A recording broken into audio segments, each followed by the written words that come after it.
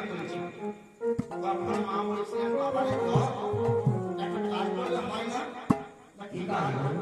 কাজটা হচ্ছে যে আমাদের দেশস্থ ভাবে বা আমাদের গ্রামাঞ্চলে যদি হাট বসে থাকে, আমরা সবাই হাট যেতে পারি না, সবাই কি করে যেতে পারে? কোনো না কোনো কাজে লোক যুক্ত থাকে, হ্যাঁ। তাই তো মা বললেন যারা কিনে খেয়েছে তারাও, আর যারা কিনে খায়নি মানে হাটে আসতে পারেনি তাদেরকে কি করেছিলেন না, বিরাটেরপুর হাটে যে দেশবাসী রয়েছে বাহান্নবাজারে প্রত্যেকের দ্বারে দ্বারে মাকে দিয়েছিলেন, জাতি অনুসারে বসন্ত বেঁধে দিয়েছিলেন।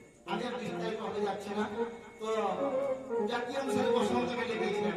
তাতে মা কি করেছিলেন, যারা কিনে খেয়েছে এ তো অমর বলাই নয়, মায়ের সৃষ্টি করা রোগ ব্যাধি, ও যারা কিনে খেয়েছে তাদের তো হবেই, যারা কিনে খায়নি মা কি করেছিলেন, জাতি অনুসারে প্রত্যেকের দ্বারে দ্বারে বসন্ত বেঁধে দিয়েছিলেন।